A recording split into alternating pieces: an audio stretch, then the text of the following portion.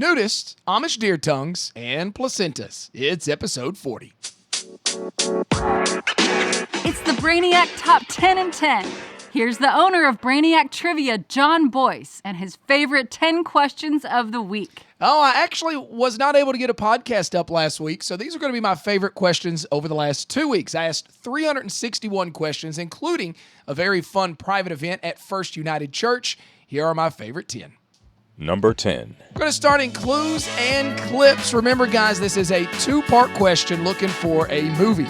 This 2020's mystery drama was based off a novel with the same name that was released just a few years prior.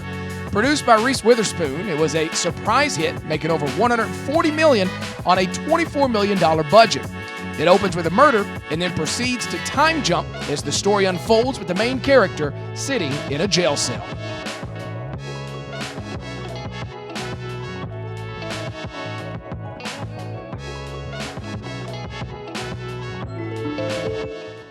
Hi, it's me, Tate. How do you know birds? My mom liked birds. I can't read your note. Oh, all I said was I had seen you a couple times when I was out fishing, and it got me thinking that maybe you could use some seeds and spark plug. You know, I had extra. Thought it might save you a trip to town. I don't know, I figured you'd like the feathers. All right, then. Well, I better be going, so. I could teach you to read.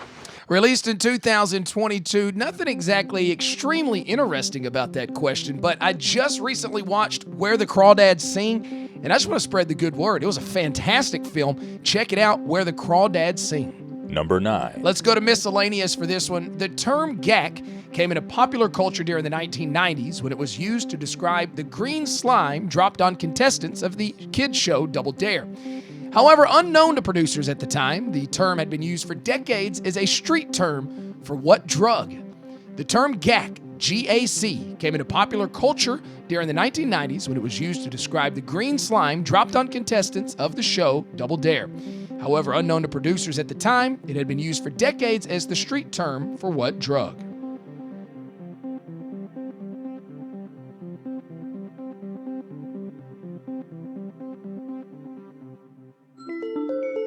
So if you're ever out on the street and someone asks you for some gack, they're trying to get some heroin from you. Be prepared.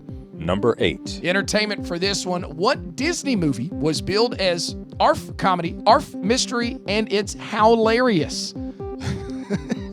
What Disney movie was billed as ARF comedy, ARF mystery, and it's hilarious?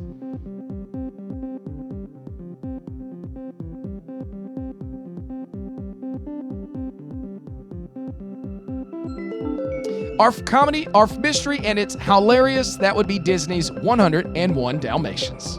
Number 7. Food and beverage for this one. Amish deer tongue, Grandpa's admires, and tennis ball are all types of what vegetable? Amish deer tongue, Grandpa's admires, and tennis ball are all types of what vegetable?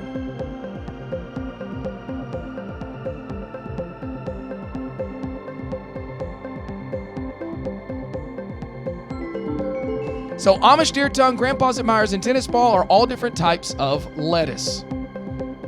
Number 6. Going to geography for this one. Opening in 1932 and still operating today, Sky Farm is the first and oldest nudist colony/group to operate in the same location.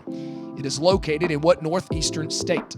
So it opened in 1932, still open today. Sky Farm is the first and oldest nudist colony/group to operate in the same location. It is located in what northeastern state?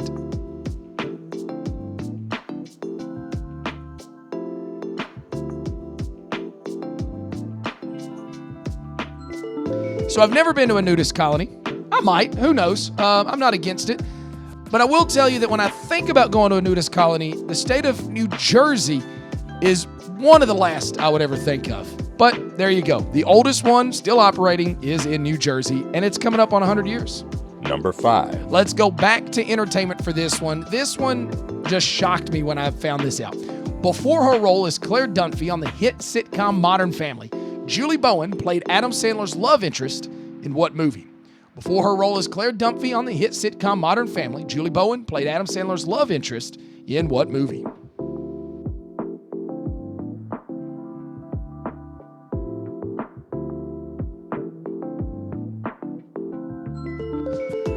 I have seen every episode of Modern Family, and I've seen the movie Happy Gilmore at least a dozen times. I never put it together till I read that on IMDb. Mind blown. Number 4. All right, health and medical for this one. I'm going to say it and spell it. Spelling might be important for you. Rhoticism, that's Rhotacism. Rhoticism is a speech impediment that is defined by the lack of ability or difficulty in pronouncing the sound of what letter? Rhoticism is a speech impediment that is defined by the lack of ability or difficulty in pronouncing the sound of what letter?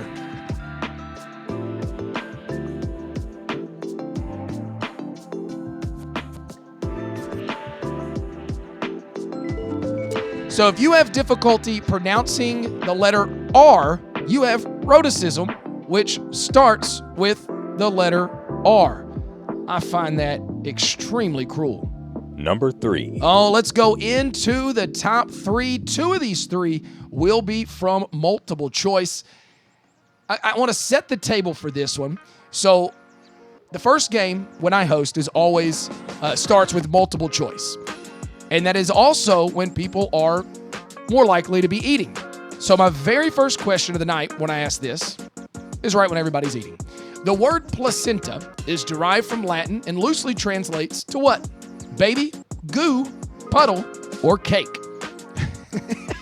The word placenta is derived from Latin and loosely translates to what? Baby, goo, puddle, or cake.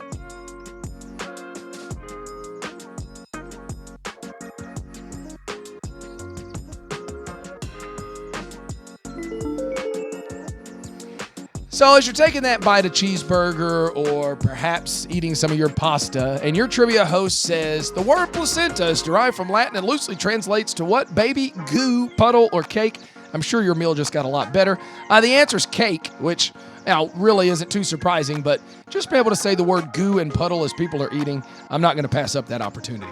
Number 2. Let's stay in multiple choice for number 2. In multiple parts of the 1996 film Twister, a slowed down recording of which of the following was used as the sound of the tornado? A camel's moan, a lion's growl, or an ape's yell? In multiple parts of the 96 film Twister, a slowed down recording of which of the following was used as the sound of the tornado? A camel's moan, a lion's growl, or an ape's yell?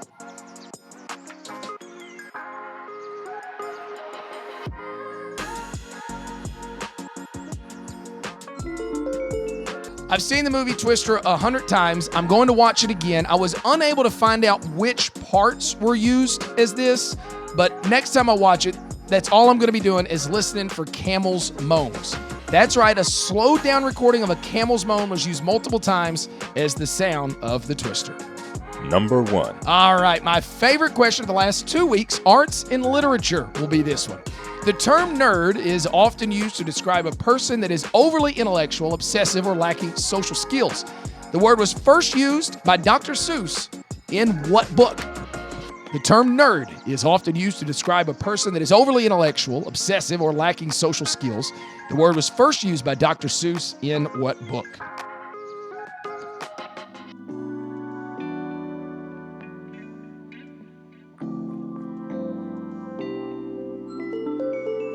So if you pick up the book, If I Ran the Zoo, you will find the word nerd. That is believed to be the first time that was ever seen in print. Nerd alert! Nerd! Yeah, If I Ran the Zoo, originally released back in 1950. Although the word is not used in its modern context, it is simply the name of an otherwise uncharacterized imaginary creature appearing in the sentence, quote, and then, just to show them, I'll sell to Katru and bring back an Itkach, a prep and a prue, a nurgle, a nerd, and a seersucker too. In very Dr. Seuss fashion, I have no clue what I just said, but it's Dr. Seuss, so it's always fun. Halloween movie trivia coming up October 21st with a showing of Addams Family. Disney movie trivia coming up November 11th with a showing of The Lion King. And in December on the 16th, we'll have Christmas movie trivia and we'll show Christmas Vacation. If you want to become a supporter of the podcast, check out my link, guys. You can tip me on Venmo. You can become a subscriber. All kinds of fun ways to support the podcast. But, just listening along is good enough for me. Trivia is more fun in person. If you're in the area, come on out. If not, I hope you'll continue to listen to the podcast. As always, thank you so much. I'm John Boyce, and this has been the Brainiac Trivia Top 10 in 10.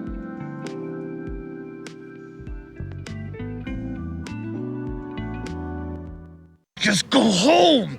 That's your home. Are you too good for your home?